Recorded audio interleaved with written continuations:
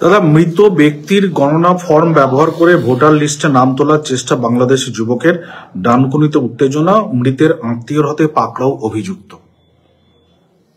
মাথায় নিশ্চয়ই তৃণমূলের হাত আছে, তৃণমূলের আশীর্বাদ আছে। এরা যেভাবেই হোক বাংলাদেশি মুসলিম অনুপ্রবেশকারী রোহিঙ্গাদের রক্ষা করতে চায় নিজের ভোট ব্যাংককে বাঁচানোর জন্য। এসআইয়ের আবহে অশোকনগরে মৃত গৃহস্বামীকেই বাবা দেখিয়ে ভোটার তালিকায় নাম তোলার অভিযোগ বাংলাদেশিদের বিরুদ্ধে। উনি পালিত পুত্র স্বীকৃতি দিয়েছিলেন, দাবি এটা ভয়ঙ্কর ভাবে বিএসকে এর একটা শ্রেণীর লোক যে আমাকে কেটে দেবে বলেছিল নুরুল ইসলাম মোল্লা, এইরকম লোকজনকে দিয়ে আইপ্যাকের লোকেরা করছে আর ভিডিওরা সাহায্য করছে।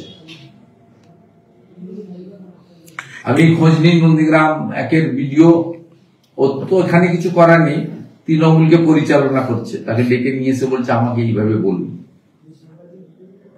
আপনার সম্পর্কে সব জানিয়ে নি, আপনার সম্পর্কে আমি সব জানি, আপনি কি করছেন তার খবর আমার কাছে। এসএসসির নতুন করে নেওয়া পরীক্ষার বৈধতা নিয়ে প্রশ্ন সুপ্রিম কোর্টের, এসএসসিকে ভর্ৎসনা। তবু স্কুল সার্ভিস কমিশনের পাশে শিক্ষামন্ত্রী, স্বচ্ছতা নিরপেক্ষতার সঙ্গে কাজ হয়েছে, দাবি ব্রাত্য বসুর। ওর নাম বদলে গেছে, এখন বৃত্ত বসু। বৃত্ত বসুর কোনো উপায় নেই মমতাকে চটানো। মমতা ব্যানার্জি এই কাকে ডাকতে হবে, কাকে পরীক্ষায় বসবেন না, 10 নম্বর বাড়তি দিবেন, উনি বুদ্ধি দিয়েছেন এবং কমপ্লিটলি সুপ্রিম কোর্টের অর্ডার ভাইলেশন করেছেন। ফ্রেশারদেরকে নতুনদের 16 সালে যারা অ্যাডমিট পেয়েছিলেন টেন্টেড বাদ দিয়ে তাদেরকেই, যারা ইচ্ছুক তাদেরকেই পরীক্ষায় বসে, অর্ডারে ক্লিয়ার লেখা আছে। নতুন করে অ্যাপ্লিকেশন দিয়ে নাম নেওয়ার বিষয় ছিল না। গরিত অপরাধ করেছেন, সুপ্রিম কোর্টকে চ্যালেঞ্জ করেছেন, আর প্রাপ্ত ভিত্ত এদের কথা আলোচনা করার দরকার নেই।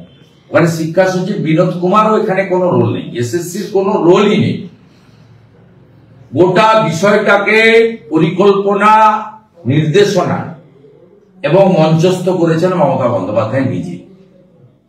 অতএব মমতা বন্দ্যোপাধ্যায় জেল চাই আমরা এই দুর্নীতির জন্য, এবং সঠিকভাবে সুপ্রিম কোর্ট কলকাতা হাইকোর্টে ফিরিয়ে দিয়েছেন। কলকাতা হাইকোর্টের বিচারপতিরা তারা পশ্চিমবঙ্গ সম্পর্কে খবর রাখেন।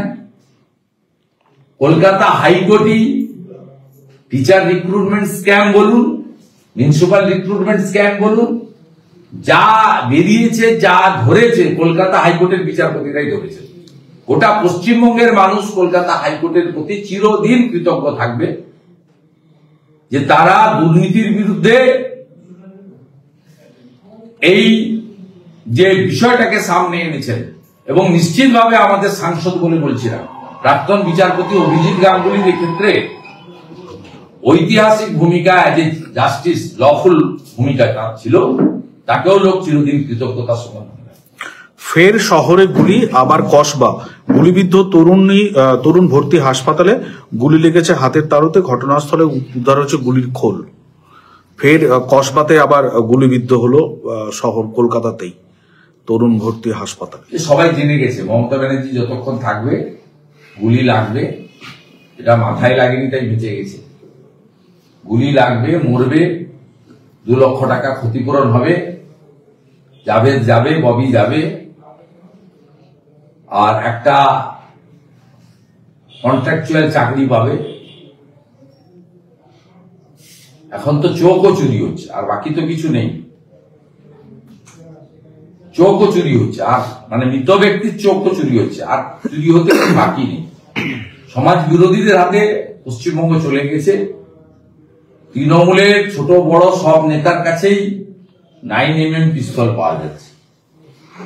মালদার কালিয়াচকেও একই রকম ভাবে 3 দিনের মধ্যে 48 ঘন্টার মধ্যে 3বার গুলি চলল, সেখানে একজন ব্যবসায়ী আক্রান্ত হলো।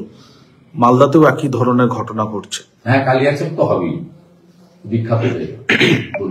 দাদা, আরেকটা বিষয়, সেটা হচ্ছে যে বিহারের পর এবার পশ্চিমবঙ্গ। জেপি নাড্ডার বাড়িতে ডিনার বৈঠকে নেতাদের বার্তা, অমিত শাহের বললেন লড়াইয়ের জন্য তৈরি থাকুন, যেতে হতে পারে যে কোনো জায়গাতে। আমি তো শুনি কেউ বলেছে, অমিত শাহ বলেছেন। আপনাকে বলেছে? সূত্রের খবর। সূত্রের খবর উত্তর দেব। বিজেপি সর্বভারতীয় পার্টি, সর্বভারতীয় পার্টির যে কোনো কর্মীকে যে কোনো জায়গায় যেতে হতে পারে। আমি পশ্চিমবঙ্গের বিরোধী দলের নেতা, আমি ত্রিপুরার ভোট ক্যাম্পেনিং এ গেছি, ছত্তিশগড়ে গেছি, মহারাষ্ট্রতে গেছি, দিল্লির ভোটের প্রচারে বাঙালি এলাকায় গেছি। অতএব ভারতীয় জনতা পার্টির যে কোনো নেতৃত্ব, কর্মী, সমর্থক, সংগঠক, তাদেরকে দল যখন সর্বভারতীয় দল, এটা তো আঞ্চলিক দল নয় তৃণমূলের মতো, 13 কোটি সদস্য, যে কোনো সদস্যকে যে কোনো কাজে, আর পার্টি রাজনৈতিক দলের কাছে নির্বাচন একটা গণতান্ত্রিক যুদ্ধ।